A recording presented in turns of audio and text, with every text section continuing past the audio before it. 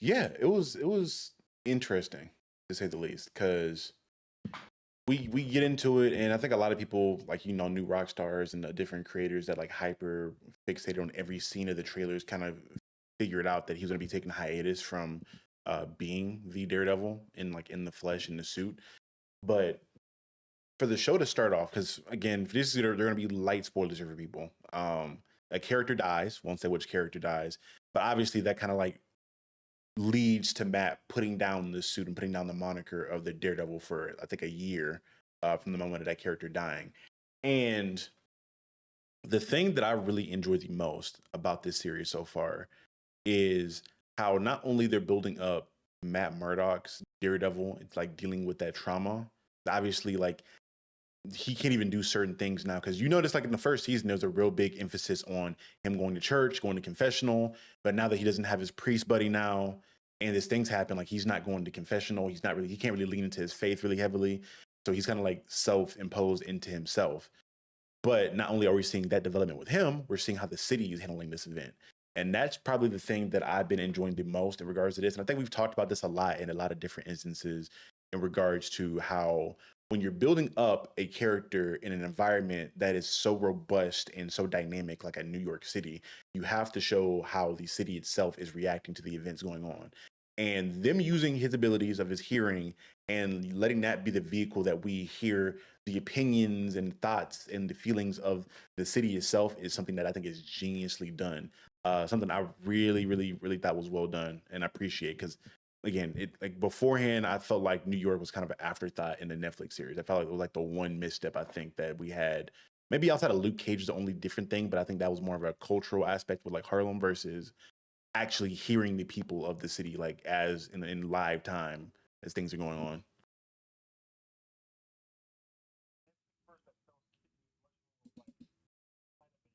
It's interesting. That seems too dismissive, but it was more of the atmosphere. You know how much I love playing like the Bloodborne or FromSoft games, and in those games, the setting is very impactful, but it's also pretty empty. There aren't a lot of people to talk to or what have you. It was the same way with the Netflix environments or Hell's Kitchen.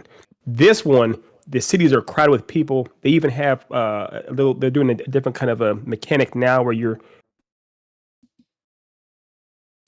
they have essentially a reporter or somebody documenting having a essentially interviewing people on the street about other characters or the mayor and that kind of stuff, or political campaigns, getting actual opinions about people. Like you said too, you actually hear what people on the street think of the situation from the perspective of Matt, as far as him listening in on them.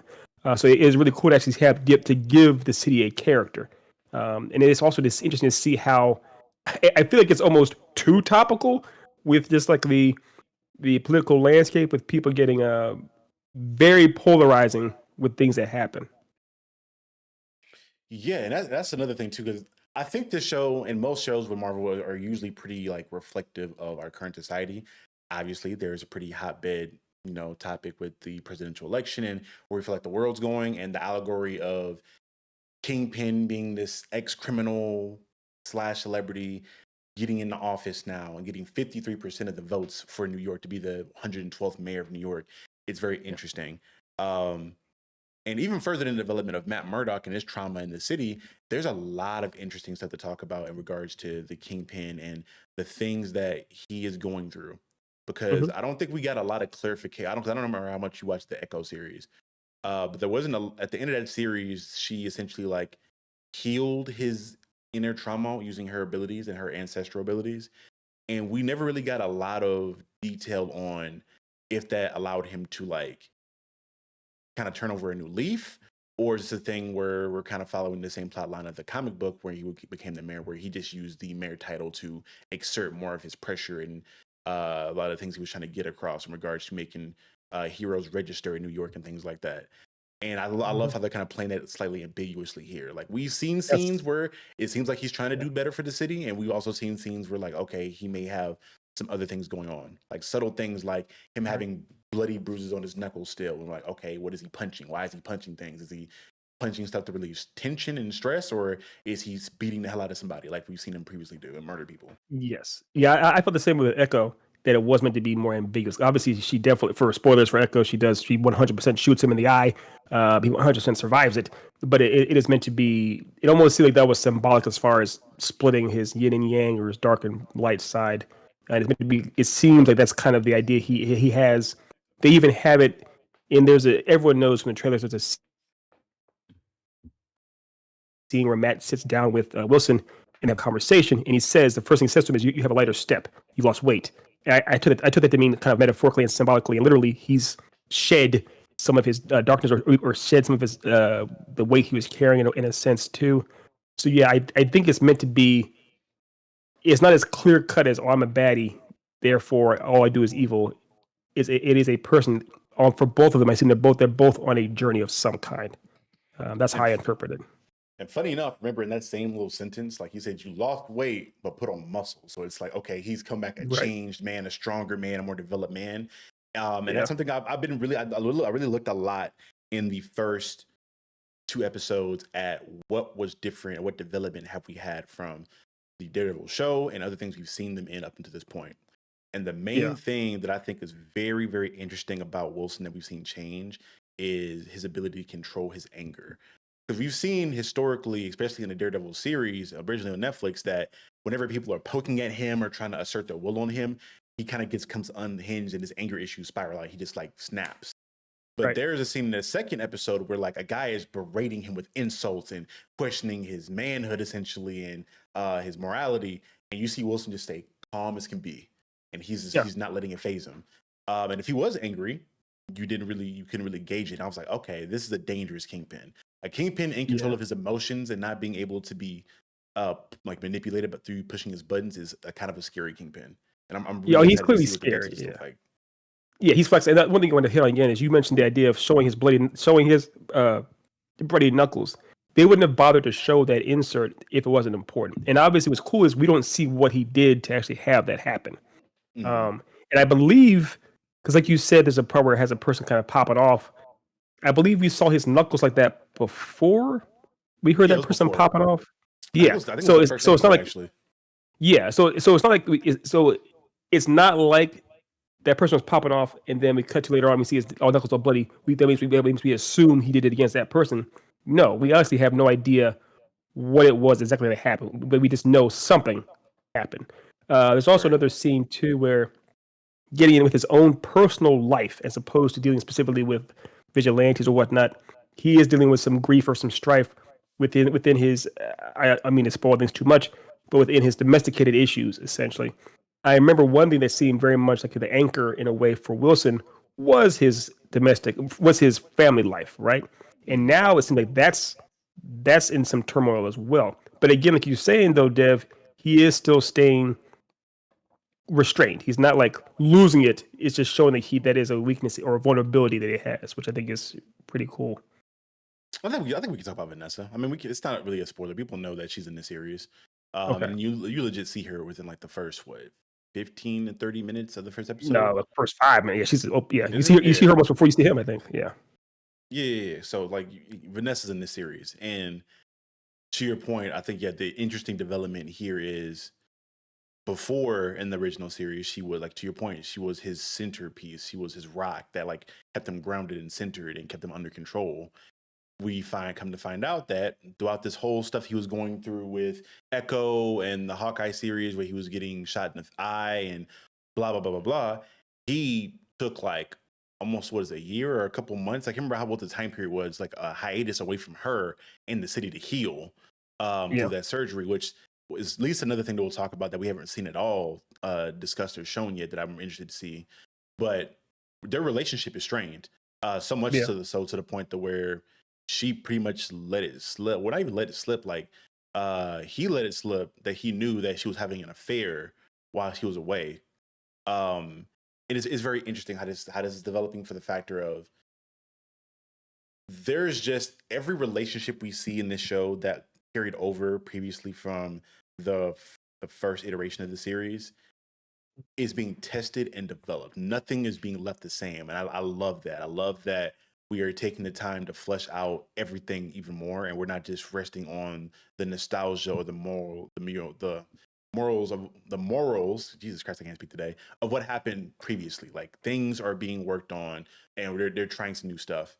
Yeah. It's very interesting how their No, I completely relationship's working agree. out. And that's what I told my students before is you don't want to, one of the worst things you can do in a story is rest on the laurels of your characters. Manga or Eastern storytelling, oftentimes they don't do that. The story and the characters evolve over time. One of the things they do a lot of times in Western comics is they do have lots of the status quo, this dev, where things, no matter how much things change, they always find a way to get back to center. And this show clearly they're like, no, there is no center anymore. Like you said, there's some events that happen very early on. Like, you know what? This is all blown up now, and also this is 1 year later. The end. We're moving on. So it's. I appreciate, like you said, I appreciate the fact that they're saying like this is the new table we've set. We have to here are the players and go at it. And another thing that is something I've seen a lot more frequently with stuff like the Mr. and Mrs. Smith series.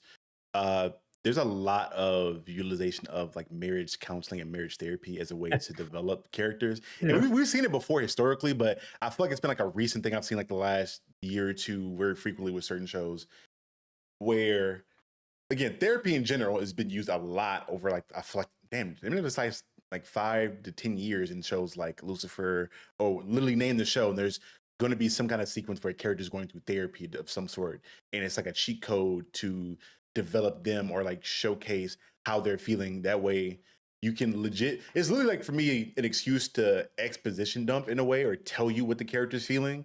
Like it kind of breaks that Yeah. rule of show don't tell, but it's in a way that makes sense because they're in therapy, something that's meant for you to expound upon how you're feeling. So it's like you're cheating the system, but you're not really cheating the system, if that makes any sense. Like I said, it's not Yes. cheap in my opinion, but it's a way to get around that to get a lot of development on a character you haven't seen in a long time very quickly. And it worked perfectly for this because again, Vanessa and Wilson spent so much time apart. I don't need a whole episode of flashbacks showcasing this or like extra dialogue showcasing how she feels about him. In this setting where they're able to discuss this was like a perfect way to update you on where the relationship is and where he feels, and or at least where we're told that he feels. Because right now Yes. it's a whole thing of like she doesn't know how to feel about him because he's back and kind of left her high and dry, and then he's trying to come back and pick up where things left off and not lose his wife and things like that. So it's very Yeah. interesting how that's working out.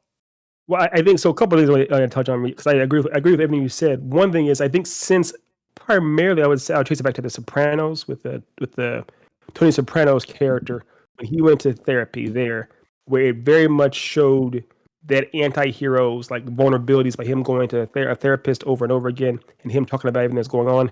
It became in a way popularized to see darker characters have to talk to somebody about what they're dealing with, as opposed to the old school like 70s and 80s heroes where everything was just kept inside, like Wolverines, for example, where they just brood and never talk to anybody about anything ever. And they still do that sometimes, like Batman in the Batcave and whatnot. But it's become, like you said, much more common actually to have those things, especially if you have it where a character has a foil or a love interest, and you get a chance to see both their sides, their vulnerabilities, and expose these things. It can definitely be engaging. Also, if you do it the right way, as opposed to just having everything this kind of said out loud and everything is kind of spoon fed to you, if you do have it with some subtext too, you have them. I mean, real people don't say everything they feel all the time. One reason we don't know everything we feel all the time. So it's kind of you don't if you have somebody trying to like pry into your psyche, you're going to be defensive. You're going to be kind of standoffish at times or aloof. And I like how even with this show, it shows them like, if you remember on the couch, there's a part where they're sitting on the couch. Just with visually, it does show them sitting apart. There's a whole like person between them essentially. Something that before in the past they'd always be on the same side all the time. And they've shown Mm. clearly in this the first time we see Vanessa and Kim in the same room. I paid attention to it. They're using essentially a showdown shot for them. You see Wilson on one side, you see Vanessa on the other side. I'm not trying to say that they're necessarily setting them up to be opponents for each other this season, but they're very much not on the same page. It's a very Yeah. well they did use visuals to do that. It's not just spun out with dialogue too. Yeah, I think that is gonna be an interesting thing to see. Like, and even the further that point, like another example of like that distance or things being between them, in the literal like the party scene where he's celebrating him being elected as mayor. You see her in the other room looking at him and him looking at her, and there's just so many people in between them. They can't get a clean look at each other, and you can't really read the expression on her face very cleanly because there's people all in between them until she just like walks away. There's so much noise. Again, there's a lot of really like strong symbolism in that relationship that you see in the film, and not in the film, but in the show. I mean, it feels like a film. It doesn't. Yeah, it doesn't feel like it feels like a film. And to backtrack a little bit to the beginning in regards to like the changes from the Netflix series to this, you can definitely see the budget that went into this, and that I know Disney it's nothing but invested in budget. this. Nothing but budget. Yeah. Like from the cinematography, like the upgrading the camera, like I feel like the Netflix series, they were well shot, but at that time they really did feel like a TV show. I feel like for a while in the past, there were shows where like you could tell they were made for television and they weren't having the same level of care and detail from a cinematography standpoint as a movie would. Well, when you look at the first episode of that series versus this one, where the editing, the color grading, and the little extra things they went in to do, like throwing smoke in there so that you couldn't really look at and see distinguishing features between the stunt doubles and the actual actors. It's like little things like that where I'm like, okay, they're putting their foot in this. They're really trying to make sure that these series that they're putting out going forward feel like quality of the movies, and you're seeing that. Even in like some of the CG fighting, like the CG that was in this didn't even feel that terrible to me. Like it felt pretty solid, like pretty reminiscent, funny enough, to like the Spider-Man stuff from the No Way Home movie or whatever the other name of the other two movies were, Homecoming and Far From Home. It felt very like similar in quality to that, where you see in Daredevil like swing around, because in this show, like he's very much so as close to the comic book accurate version of Daredevil as you can get in regards to the action he takes. Because in the first series, he didn't really swing with the Billy Club as you're used to seeing in the comics in that series. But in this one, he's like the Billy Club's like 75 feet long and he's swinging around and shit like Spider-Man. And I'm like, okay, this feels more like a comic accurate Daredevil, and we're getting that because we have the budget to showcase that, from the action to the fighting and the choreography. Like, bro, the fact we got a long ass one take fight scene was amazing, and the CG that was used, you legit. If I were to tell most people that are casual fans that was CG, like they're in a fight and they get into like a billiard room, and you see Bullseye take pool balls and like use them to bounce around to smack people with them. The balls were CGI'd, but if you weren't really looking or paying attention, you would have never noticed that shit. You just think, oh yeah, this guy is somehow bouncing a fucking pool ball, ricocheting it off of 4 different areas and smacking people with it, even though that's not how physics work, but he's able to do it somehow. It's sick. It was so. What's funny is like it opens. It literally this series opens with a crane shot. And for those who don't know, a crane shot essentially is where it looks like the actual shot itself is kind of slowly lowering into place. And that, to actually have a crane shot like that costs a lot of money. To actually have that kind of rig and then jib and everything else and the crew to do that costs money. It's almost like they were announcing from the start, we have a higher budget. Also, the amount of people you saw, the extras, everything you saw in Josie's, I think it's called Josie's Club or what have you, Josie's Bar. That's money too. That's a lot of budget right there as well. The actual fight scene, it was another winner. Obviously, Daredevil, that series on Netflix and everything, it's legendary for having a winner each season. I'm guessing, I'm not sure this will be the only one they'll do, but yeah, it was it was clearly an epic winner between him and Bullseye as well. So they're doing some of the hallmarks we want to see from a Daredevil show. I agree, though, the grit and grime of the original Netflix series, because it was so much lower budget, especially it's in 2015. Netflix wasn't as big in 2015 either. Didn't have the budget to do all kinds of crazy things. You know, it was a risk. It was to do this show, to do Daredevil, which was a C-list superhero for the most part. There was a risk. I don't know. I feel like Daredevil historically has been like a popular fucking Marvel character. For us, he's an A-lister. He's one of the biggest names out there. He's like, everyone from Kevin Smith to Frank Miller writing for the guy. But I mean, as far as the general masses, they don't know who this dude is. And there was one movie with Ben Affleck that did not do well at all. So it was a risk. It was not like a sure thing having him having his own show essentially. And Charlie Cox wasn't a name to bring in people either. So the budget was very low. It was Gonzo filmmaking almost, and it worked really, really well. So much so that in the first season, remember the first season, all he does is where he wears like black. He wears like a black T-shirt and like a almost like a do rag for as a mask. So he has no budget himself. So that grit and grime worked for that show back then. And you're right. This one is meant to be polished. Obviously, symbolically, it's meant to show that he is the progression and growth of that character to go from that kind of that street urchin in season 1 to what he did at the beginning of this season. Yeah, it should look polished, of course. And yeah, you can definitely notice some of the CGI. I get you. It's going to be there, but whatever. It's trying to flex. Do your thing. I give it to you. That's fine. And I think also you have to show him. I imagine, like you said, he's swinging around the bully club from all over the place like Spider-Man. I imagine he won't be doing that again for a while. It's kind of the show like that's the height of height. You play video games before, Dev. You look in God of War or any of those games where you play if you're playing let's say if you're playing God of War 3, at the beginning of that game, you have all the powers from 1 and 2, and they find a way to kind of strip you of all those powers. I'm sure doing the same thing here. So he won't be flying high again for a while in this season. So it makes sense. Yeah, hopefully it's not gonna be too long because they make it pretty apparent that we're gonna see, I guess, the side villain. I can't really call him like a side villain because he was promoted as being like a really big part of the show, being Muse, which I had to do some research on because I wasn't familiar with the character and the run that he was in outside of like seeing him briefly in the Kingpin Mayor line thing. But even in that, he felt like more of a sideless character. But he's essentially going to be a murderer, which he kind of gave me Dahmer vibes. And like if you watch that Netflix series, that's yeah, I have. So the dude that was actually talking to what's his name, Heather Murdock's kind of like side piece. It seemed like that's Muse. Okay, that's Bastion. Okay. Yeah, his name's Bastion in the show, but which is also weird because in the comic they never like gave him an actual name. They only went by his like serial killer moniker being Muse. Okay. But he's like his heavy. Yeah, he does some crazy shit in the comic. He's gouging out people with characters' eyes and murder. Like he creates his art out of the remains of the dead bodies he kills.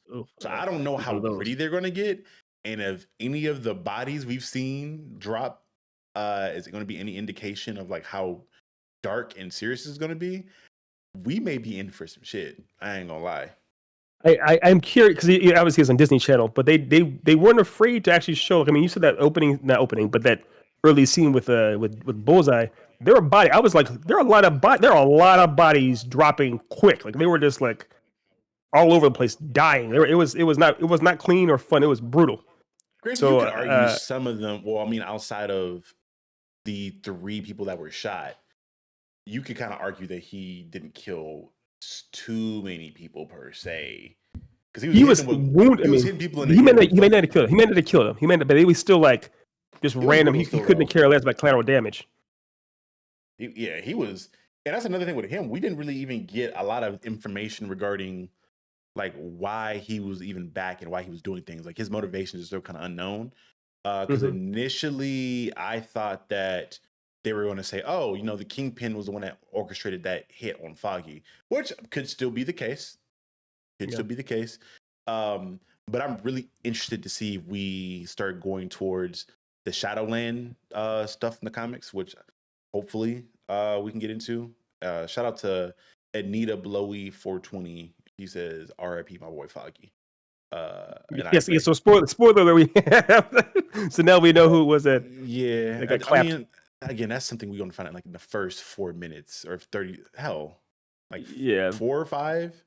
It's very early on. But if you didn't know, it's. Yeah, I'll try not to have too many spoilers. Again, y'all in the chat, please don't spoil the show too much. Yeah. Or at all if you can help it in the chat. But again, if you already know how I feel about it. At this point, if you're looking up a review or a discussion on the first 2 episodes of a show you haven't watched yet, that's kind of on you if you get spoiled at that point. Yeah, we'll just say spoiler for the actual when you repost it. But I think you mentioned the idea of who ordered the hit. Wilson does say at the dinner or the dinner table, lunch table, whatever, at the diner, I didn't do that. I honor my word. I respect you, but not, like I said, I would not come after you, your people. Yeah, I kept my promise. And the thing is, because we know that Matt Murdock can tell when somebody's lying, he can listen to their heartbeat and tell he's lying. It seems like my interpretation was while he was sitting there, at least Wilson believes he's telling the truth because it didn't set off his lie detector, so to speak. And But yeah, like you said, he may be able to kind of suppress it. I don't know, but we'll that see. leads into the next thing that we haven't seen yet, but I'm so excited to see how they implement this. Wilson Fisk's robotic eye that he has in his left eye. Because we Yeah, saw that in Echo, it was really advanced because it could read sign language and translate sign language so that he could communicate with Echo.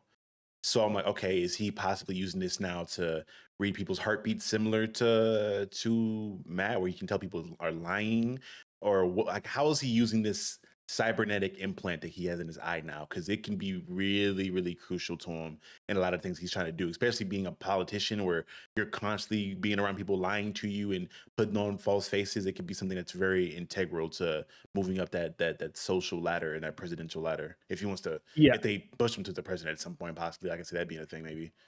yeah. Um, There's a couple ways that I feel like they did hint at him using it already. There was a one, I can't remember that dude's name, that there was before he was elected. There was a guy that was enthusiastically talking about him and everything, say this guy is a champion. He was saying that kind of stuff, and then Wilson stands up and looks at him for a little while, and he says, this gentleman here seems." He starts giving some flowers essentially, but it seemed like Wilson studied him with his eye, like yeah, making sure if he was legit, and then he actually kind of gave him some some props. There was also the young lady that was it Ben Urich's like niece or something. yeah, BB.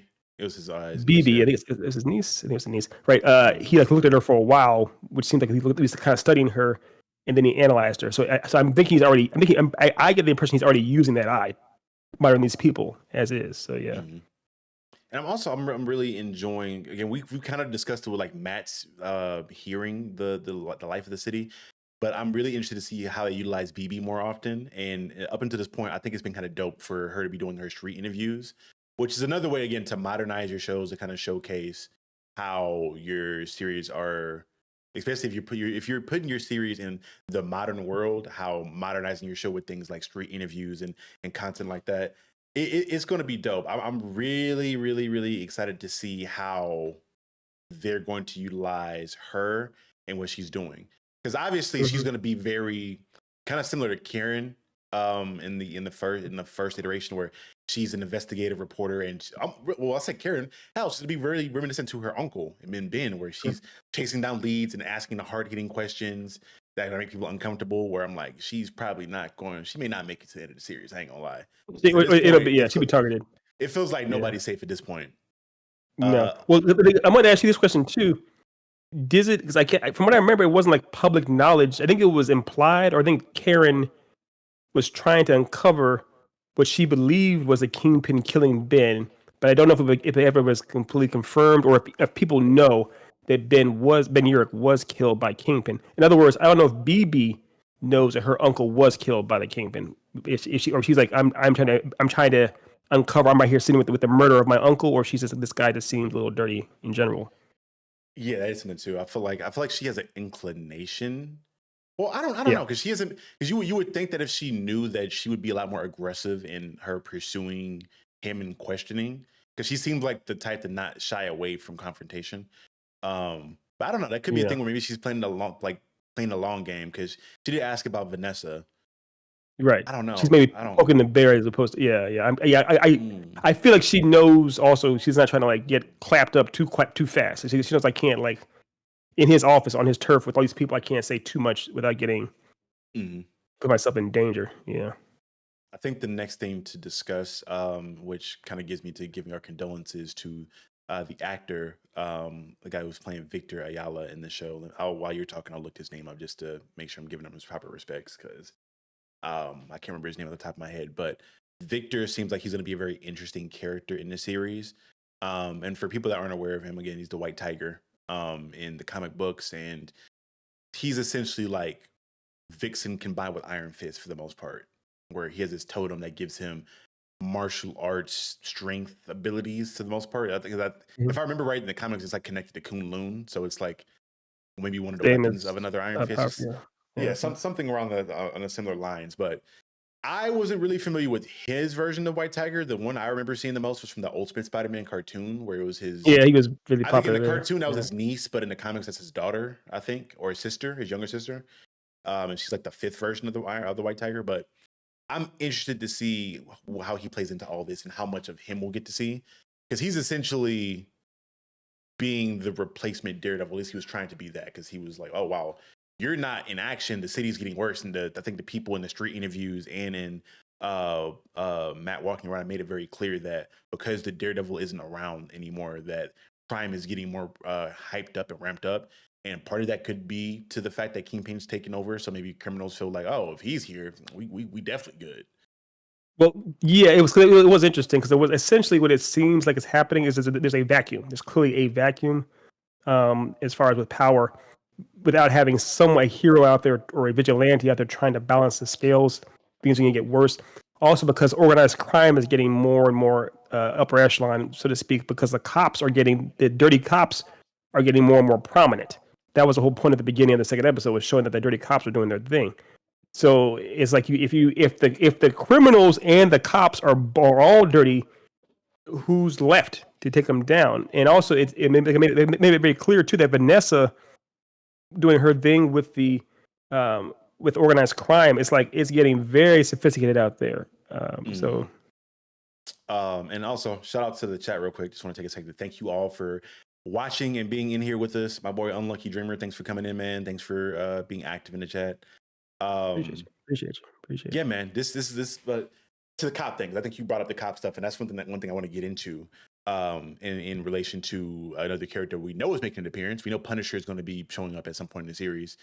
We've seen in that second episode, there's allusion to some sort of, I'm not going to say clan, some sort of group or collective or coalition of cops or maybe people that are ex-military that bear the Punisher logo and are obviously acting in a similar fashion to him, where it's like, hey, we're going to take out certain criminals, because they are very trigger happy, to the point to where at the end of the second episode, Matt's like, hey man, I'm blind. And they're like, and that's his ass. So I'm like, okay, maybe you just beat him up because he pissed you off. And then they were like, no, they were to execute this man.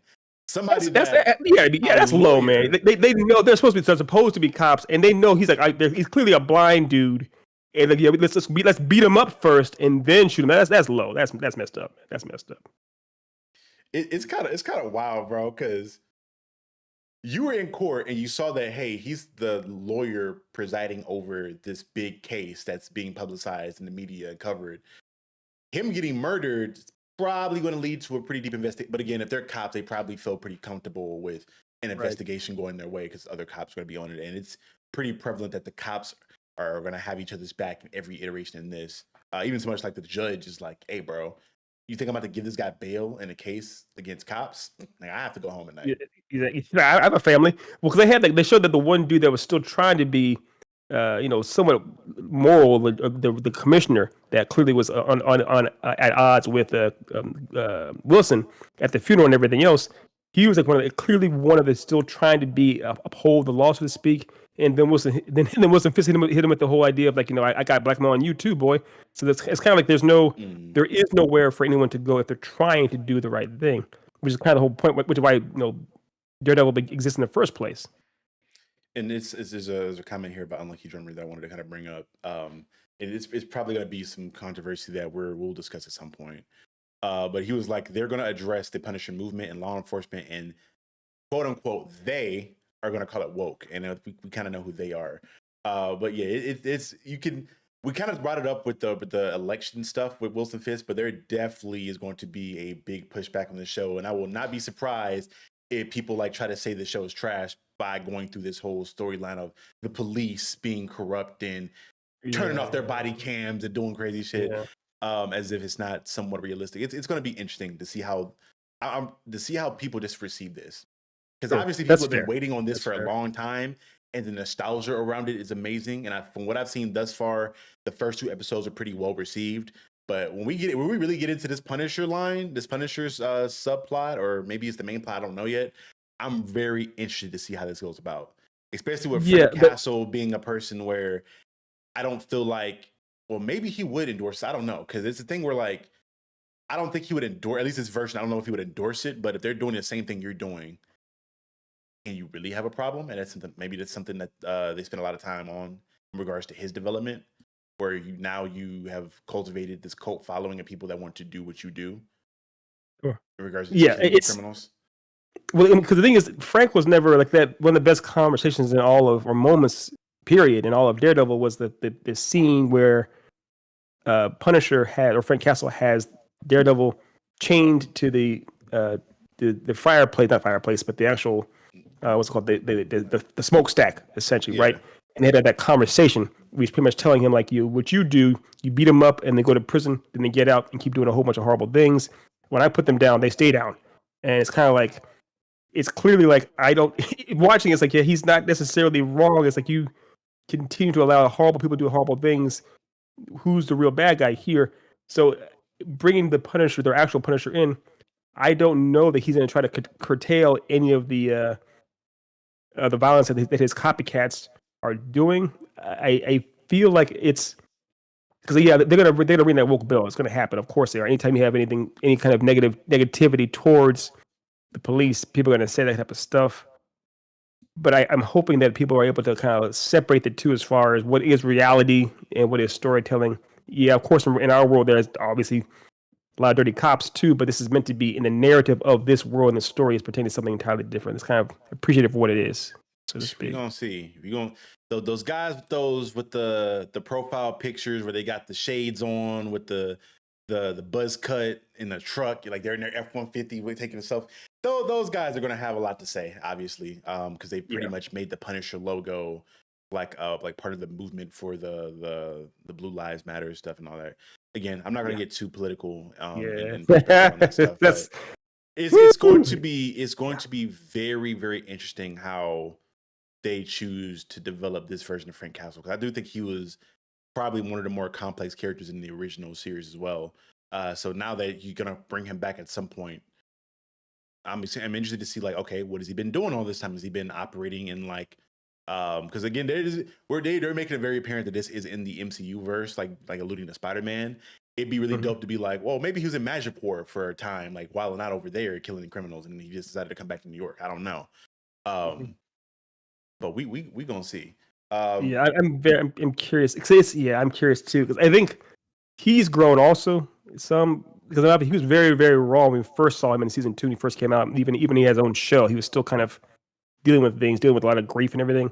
He may be a bit more rational, I guess. I don't know. Now I don't know how to be, because he's still the Punisher. It's still John Barenthal. You want to see him beat the Punisher. He's still gonna drop them bodies. Yeah, he ain't got that friendly. No, exactly. That's his MO. Let's get into the chat really quickly. Unlucky German says Punisher can do that. Law enforcement cannot. They are a force to protect people, not to kill them. And I'm pretty sure Frank knows that. Well, do the cops know that? It's to your point. You make a lot of sense, but it would be very. I think it'd just be bad writing for Frank to get addressed, or to address these cops, and they're like, "Hey, we're just doing what you're doing. We're ex-military, ex-servicemen, and we're literally just killing criminals in the same way that you do." It'd be really wild and hypocritical of him to like just say, "Oh, well, you can't do that. I can," because there's nothing inherently about you, unless he just gets the ego. Now, I did see from the new Rockstars video that there's a character that I really glossed over when I read I can't remember the name of the whole run where Kingpin was the mayor. It like got into the Shadowland stuff a little bit, and then the whole saga with like the dark realm dimension engulfing the city, and Cloak and Dagger having to brighten things up. All that stuff going around. Yeah, did you not read that stuff? It was wild. I mean, it was like the whole that seems extensive. That seems extra. It seems a little extra. Eventually, Luke Cage ran for mayor and like got him out of office. It was a lot. It was a lot of shit that was going on, and for the most part, the biggest thing about that storyline, it's just kind of a side note before I get back on track. This got Matt locked up, and Matt he just was in prison for a long time, and Elektra was operating as a Daredevil for a while now. Like, I got Elektra. Okay. Yeah, for a while. I got a book back there where she was like fighting Kraven and shit. Like, I think technically right now, she's still the Daredevil. Like, it's almost like the Spider-Man thing where there are two Daredevils operating right now. Where Elektra is a Daredevil as well as Matt right now, because he's out of prison now in the comics. But for a long time, while Matt was locked up, Elektra was the Daredevil in the similar fashion to Black Panther being a Daredevil when he was doing it for a little bit. Interesting. Yeah, bro. It was. Are you saying that there's any possibility they would explore? They may explore some elements of that. I don't know if they're gonna do. Because I'm pretty sure Elektra's coming back. Because if I remember right, they confirmed like most of the like original cast from the other series coming back for this. Yeah, but did they ever show her? Remember in the Defenders, because she was dead. Spoiler, but she was dead, right? They pretty much showed her like. But remember at the end of Defenders, they showed her being put in that little coffin thing. Being right. That's what I'm saying. She put in that coffin. I know that the hand was trying to bring her back or whatnot, but I don't know if they ever. We haven't seen her bring her back to life. That's what I'm saying.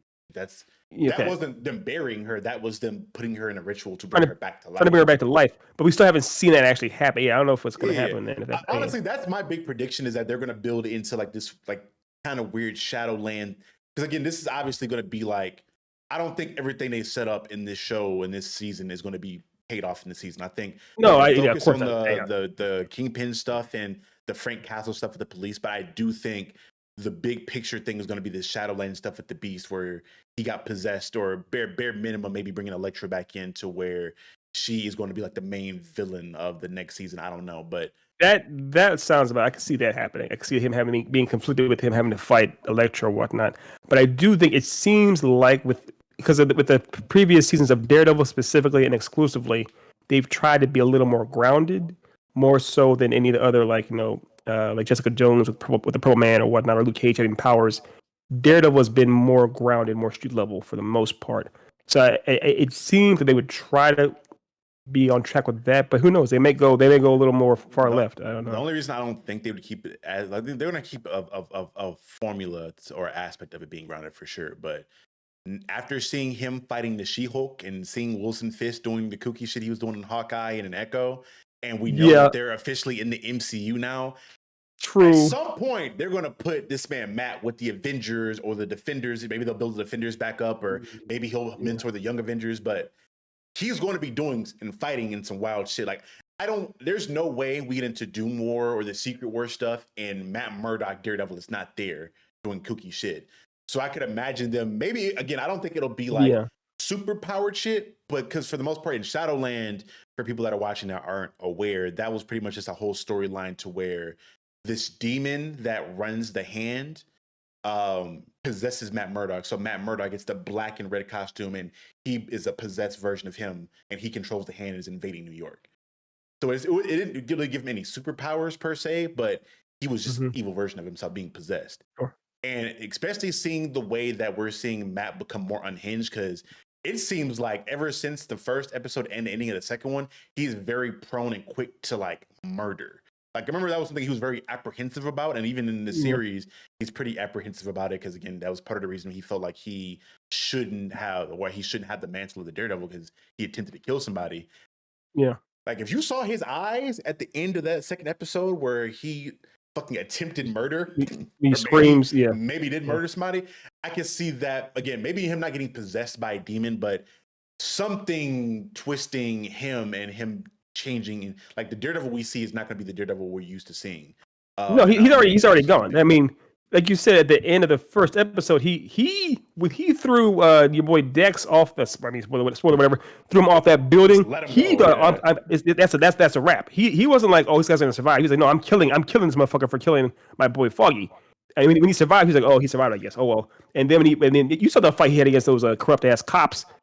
Those dudes were. I mean, he shattered that one dude's arm like Mark Grayson's mom's arm in season 3 of or season 2 or season 3 of so it's like he's not really, he's clearly, since Foggy got tapped, he's not that's where I see Elektra coming in. Well, obviously he's going to get tested even more, because you're going to be dealing with Muse, who is a grade A serial killer, who is obviously somewhat infatuated with your new love interest. So she's probably going to get like knocked off at some point in the series and killed in a really tragic way.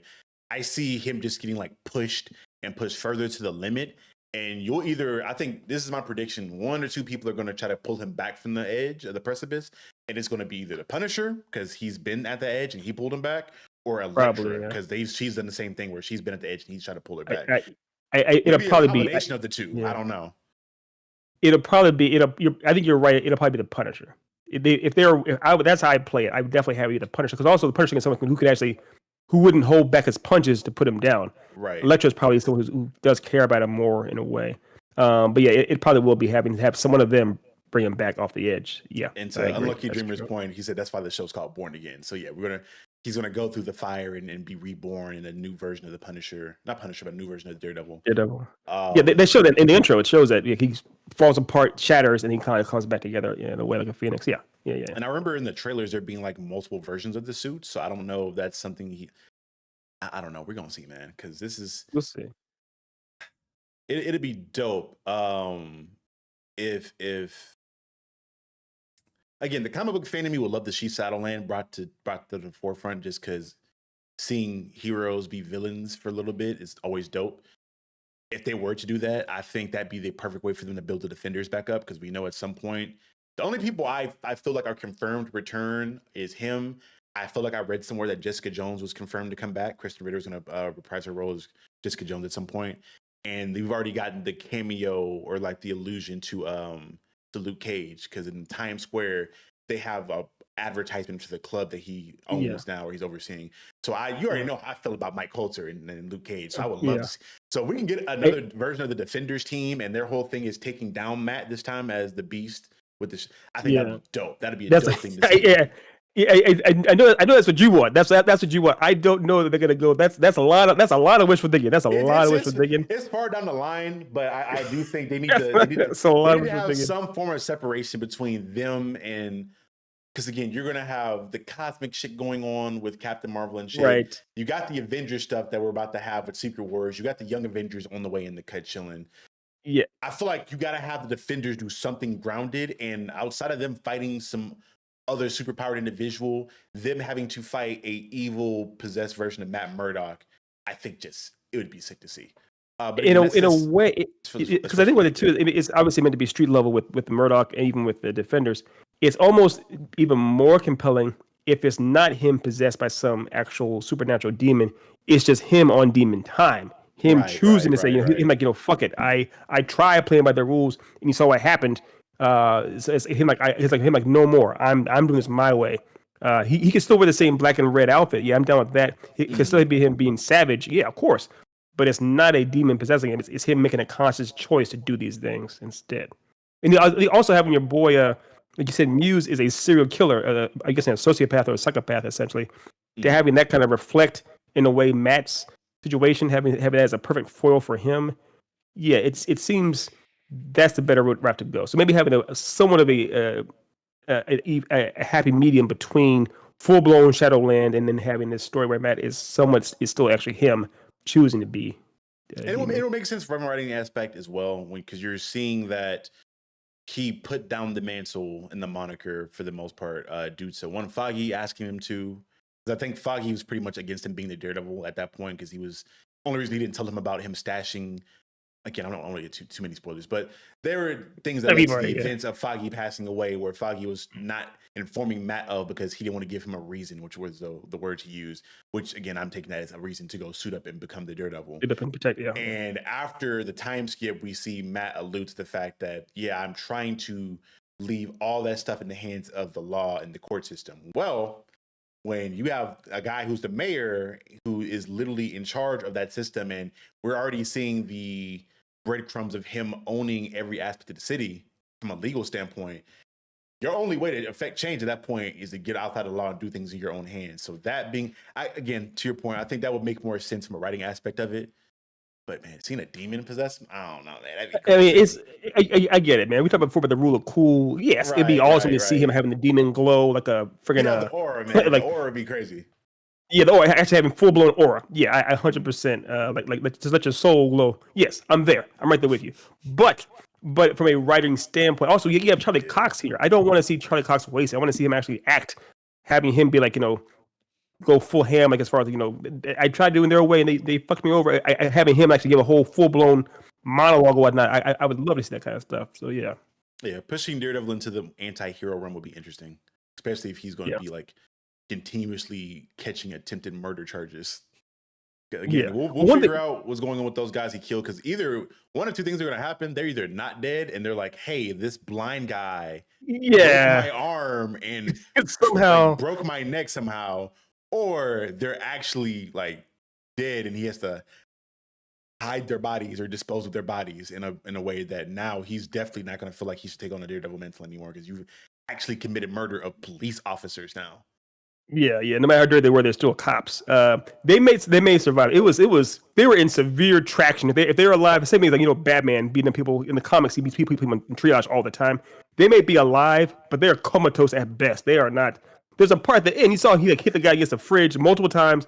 Then pretty much DDT'd him. It's like he was dead. There's no that guy is done. He is like done. You saw his neck bend and you heard a snap. And I'm like, oh, he's got to be gone. There's no way. He is over. If he's alive, he's paralyzed. There's no way. At least at best, he's paralyzed. So like you said, and if they ever regain consciousness at all, and they're like, oh, by the way, some blind ass lawyer, and I think like you said, they knew he was the lawyer of that guy. They know who he is, so they can identify him. But there's one thing too. There's one part before that, before all this started. When the cops had the gun at his head, he's like, please don't do this. Please don't do this. I think what he's also saying is pretty much, he's like, please don't tell me officially that the system's over and I have to go back to being Daredevil. Because it's kind of like, once you cross this line, I will too, and it's all over. So that's kind of how I felt. Because pretty much, he's like, pretty much like, I have to, this is it. If this happens, I will never come back from this. So I thought he was already going dark then at that moment. More than likely.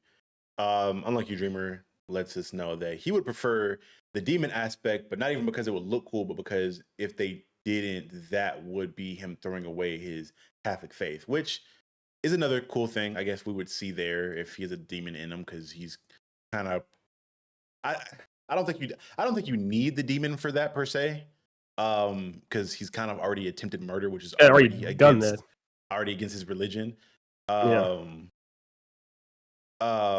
Like I think you can still have him like question his because he's already like not going to church, he's not going to confessional, he's not going to communion. So he's already kind of straying away from his faith now. So him literally attempting and committing murder is him like going full-fledged against his faith. So that is something I do want them to like have a little bit more playing around with in regards to him questioning his faith a little bit more, because you're literally actively, like most people, you're actively acting in differentiation of your religion, but you're still claiming to be a devout Catholic. So yeah, the not full-blown hypocrisy, but yeah, of course, the struggle. It's the struggle. I think one thing too is sometimes if you say, oh, by the way, it wasn't me, it was a demon doing all these things, I want the character to have some accountability. If you say it was a demon that was possessed, all the things that happened, it wasn't me, it was somebody else, the character it has almost like a get out of jail free card, and I don't want Matt to have that. I want him to be held accountable for what happens. I think he'd have a get out. I don't think he would, just in the aspect of, one, if it was a public thing where people saw the Daredevil doing that, you can't explain that to the masses. Like people aren't. Well, for us, the audience, we know, that wasn't him. That was a demon. We'd be like, that wasn't Matt. I wouldn't be mad at that, because again, for one, he's going to have that. He's going to have the guilt like off him. He's still going to be dealing with that guilt of, yes, I wasn't in control, but my body still murdered however many people that would be. Plus, he's still dealing with the public, because I'm looking at like the Avengers and how the stuff in Zirkovia took place, right, where they were trying to save people, but inadvertently murdered a lot of people, and the world still to this day, and like the modern MCU has not forgiven them for any of that stuff that happened, and even we know what happened, and they were still dealing with that. Again, plus they did create Ultron. I mean, obviously Tony was trying to create something better, but Ultron, it was Tony's creation that did directly create that problem. And think of it this way too, Dev. Yuji and Sukuna, obviously from JJK, right? Because there's a direct separation between Sukuna, what he does, we the audience do not fault. I don't fault Yuji at all for what happens. It's not his fault. However, the powers that be in JJK are very much like, yo, this is all on Yuji's head. Kill Yuji because of what happened. So it's kind of like the accountability. In a way, the powers that be are holding Yuji just accountable for what happens, but we, the audience, aren't. I kind of, it could work. It could work. Like you're saying, it could work if Matt does have a demon. Like if we're looking at like the end of the Shibuya arc, he was like, "What have I done?" I think he's holding himself accountable. But I personally, how can we know that it was Sukuna? It wasn't him. It was the demon that did those things. So it can work. It definitely can work. Where if it is a demon literally possessing Matt, and Matt does feel guilt for what happens, yes, it can definitely work that way. But Um, yeah, at least for me, I just think it's just a little tough. Just when you have a character, because usually with Matt, he's so sure of who he is and his morality and his ethics. If you don't have a curveball to throw off and him question that, it's like he knows who he is. He knows what he is. To your point, in this arc, it would make sense, but in the hypothetical demon stuff, it would be a curveball he'd have to deal with because it's nothing that he had control over. right. I mean, it'd be fire to watch. I'm not gonna deny that at all. It would be fire to watch, 100%. Yeah. Unlucky Dreamer also mentions he said the public has seen a purple nutsack man snap away half the world, and they would believe a demon got into Daredevil. Keep in mind, this seems like it's taking place before the blip, so before the Thanos stuff, because I haven't seen any kind of allusion to it at all. This is for sure before he goes to San Francisco, for sure, because it seemed like he wasn't dealing with before She-Hulk. Yeah, before She-Hulk. Because this is like, I think if I remember, this is like what 2 or 3 years before all the Thanos stuff happens. I think because up until we at bare minimum, I know this is before Thanos events. This show is taking place. Yeah, because Echo, the stuff with Echo is before Hawkeye too. So if it was before Hawkeye, that's before the yeah. No, Echo's after Hawkeye because he got shot at the end of Hawkeye. So because Hawkeye takes place obviously after the blip. Yeah, it's after the blip. Yeah. Right. So when on the timeline, where does this show fall then? Because obviously this takes place after Echo because he already been shot in the eye. This one I chopped up the new rock stars because they're because I watch their stuff to kind of get the details on the timeline stuff because they're usually keeping track of the timeline based on like the events that are going on because they made it up. They discussed like how in Times Square during the New Year's ball drop where he's giving the speech, there is no year anywhere in that Times Square area. That's right. Yeah, it's like what's the point of a ball drop? No year. Yeah. Like, when have you ever been to a New Year's Eve party or a New Year's party and nobody's wearing the glasses with the year on them? Or they always have the year. That's the whole point. So yeah. Well, because it seems, correct me if I'm wrong, Deb. It seems like this is meant to take place like for at least for Matt and them, like right after season 3 or maybe the Defenders of that show, right? So if that's the case, that would be before the blip, I would think. Well, I'm not even sure how much of the Defenders is canon, if at all. Like, we know with the show, Daredevil. Yeah, we know the Daredevil show is canon, but the only thing that I've seen allude to other stuff in that Netflix verse that was being canon outside of the Daredevil stuff is us showing a poster of the club that Luke Cage was at, and that could be something that they were just like, "Hey, remember this guy? Nudge, nudge. Yeah, we gave you some more nostalgia." Interesting. Or it's like them actually saying that he still exists in this world. I don't know, because it could just be a cameo just to have the cameo there, and they're not. Because up until this point too, I haven't heard any. Because I follow Mike Holtz on social media too. I haven't seen him post anything about returning as the character. Usually, Marvel's really bad at hiding information in regards to people being recasted in a role or being. So I'm like, for me to not to hear anything about it, either they're getting really good out of the blue at hiding that information, or 2, it hasn't been confirmed yet, which for me is sad because I fuck with Mike. Interesting. Okay, that'd be weird for them to like get rid of that or change the canon, but they've done it before with Star Wars. Okay, yeah, fair enough. Unlucky Dreamer's point, he says it has to be after. It has to be after the blip because this happens after, like, because Wilson Fisk has been shot in the face and has a scar from Echo, and we've already acknowledged the Echo situation. So that's why I figure out where Echo was. At the end of Echo's, when he was like going into wanting to be the mayor, he had the idea initially at the end of that series. Yes, and also the whole point when Hawkeye. So this probably is a good bit after the. It has to be after the blip.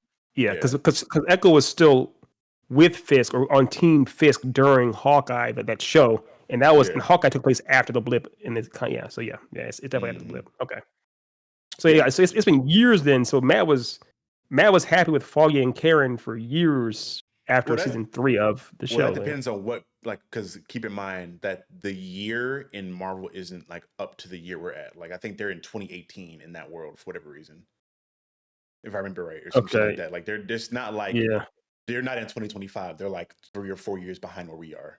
Right. Yeah, that's right. Yeah. I don't know how we got to that point, but it is for whatever reason. I don't know.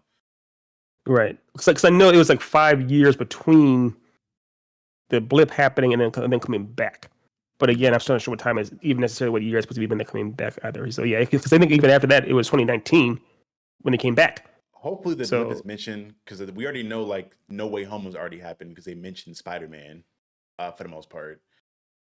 So I'm well, like, that's a problem though. If you think about that though, right there, because remember, well, no, I guess the thing was the way the No Way Home works is that no one that knew Peter remember, Parker yeah, remembers him, but they're still aware of Spider-Man. they've They seen still wear Spider-Man Spider-Man. swinging around still, yeah. Yeah, they're aware of And Spider-Man. they Yeah, can't even get too deep into details on that because I think the ruling for like their deal with them is that they can include Spider-Man in animated stuff, but if they do anything live action, it has to be a joint so project. they can't even name him. Actually, can't even name drop So him they can like officially. That's the allude guy. to him, but they can't like show Yeah, him or in the show or officially like say say his name. Spider-Man. Yeah, Mhm. yeah. Interesting. Okay. Yeah. No, like you remember, they're behind us for sure. They're for sure behind us. I know they're not ahead of us. They're for sure behind us. I don't know, bro. You already know how the MCU timeline and shit gets with that. But to get back to the show, because we can go all day trying to fucking figure out and make sense of all the inconsistencies of the Marvel timeline. Again, for the most part, the show has been amazing to me so far. There's a lot of detail in the writing, a lot of detail in the cinematography. The violence has been there. Like everything people have discussed wanting in a Netflix additional follow up to this is there for me. This is like low key what I like. People discuss like wanted to see like the Ronin Hawkeye version in that gap where he was still out there murdering people.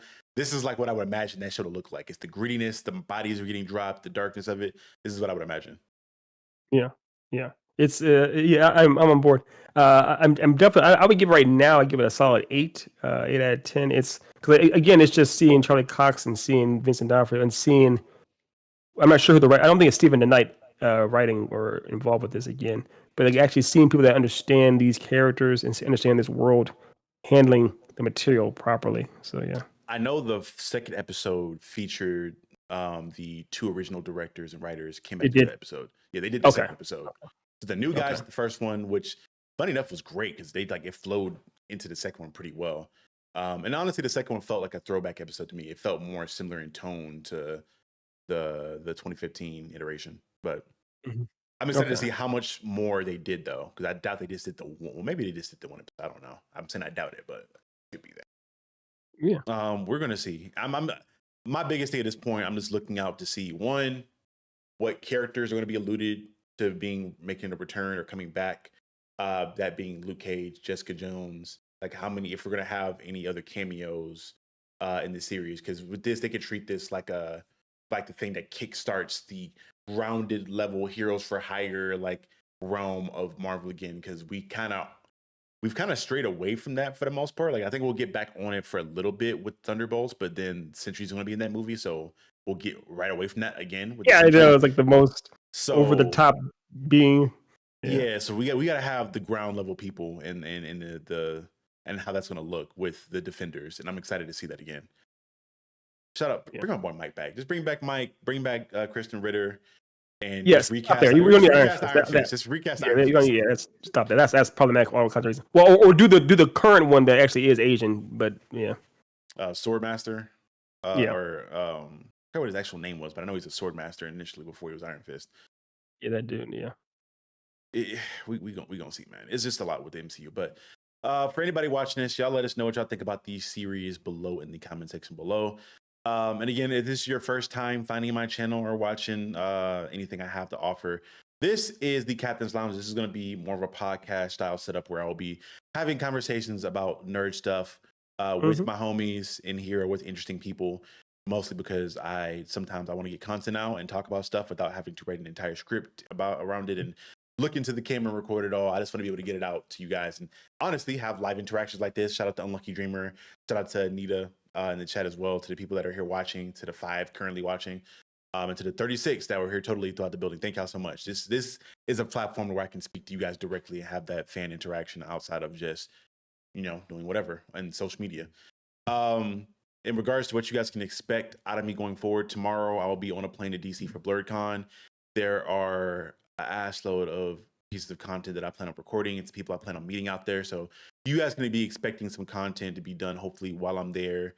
And if not while I'm there, it'll barely get edited and put together for my return back like Sunday or Monday. So you'll be getting a bunch of content from BlurredCon, some fun videos. I'm doing a Hot Ones challenge with my homegirl Kaori, as well as doing a we're doing some fun stuff with her being a witch and kind of looking at witch culture in films and the accuracy of that stuff. As well as I'm pretty much done with my Clayface horror movie script. So for people that aren't aware of a lot of the details or just don't know what to think about the Clayface getting character getting a horror movie written by Mike Flanagan, you guys kind of see my thoughts on that. That's going to be a big boy that I kind of wrote down and will be edited pretty thickly. And to everybody here that follow me from the Spike video, thank you guys so much. I'm blessed that video's at probably like 77K at this point. And to the 14 to the 1.4 thousand that is new to the channel, thank you guys so much. I appreciate y'all so much. And again, I can go on all day like saying how thankful I am and how blessed I am to have the viewers that I have. Again, a lot of y'all aren't vocal yet, but we working up to it. Y'all come, chop it up with me in the comment section. If you guys want to follow me in any of the social media platforms, you will find that linked in the description below, as well as my Discord, where I'm gonna hang out 9 times out of 10. I'm gonna be doing some watch parties in there. If I'm rewatching a series for a video, whatever else, I'll probably be hanging out in there so you guys can watch along with me. You guys can kick it, hang out. We'll be playing games in there. Trying to work on building this community of dope people that can just hang out. And again, you can find that linked in the description below and all the other links I have there. Professor E, you want to tell people a little bit about where they can find you and what you got going on? Yeah, I don't have near as much going on. As much going on as Charlie, aka the Dojo Master himself. But yeah, you can hit my website, of course, echelongnnovels.com. If you yourself have any idea of making your own comic book, want to be brought to life in that, I'd be happy to help you. If you are in the California area and you are thinking of going to the California School of the Arts, I am a teacher, fully tenured teacher there. I'd be happy to teach you. Other than that, you can catch me sometimes on here with Dev or watch some of our old shows online. Yeah. Y'all go check out the books, man. I got like legit 3 or 4 of them off to the side on the comic book shelf. I'm still waiting on him to, get out the shit that I want to read that he's been putting. I've been waiting on the next issue of fucking Divine Influence for how long now? Like 5-6 years? At least I'm still waiting for you to get up with Reaper, man. What's up with that? Life. I'm working on it though. It's gonna be done soon.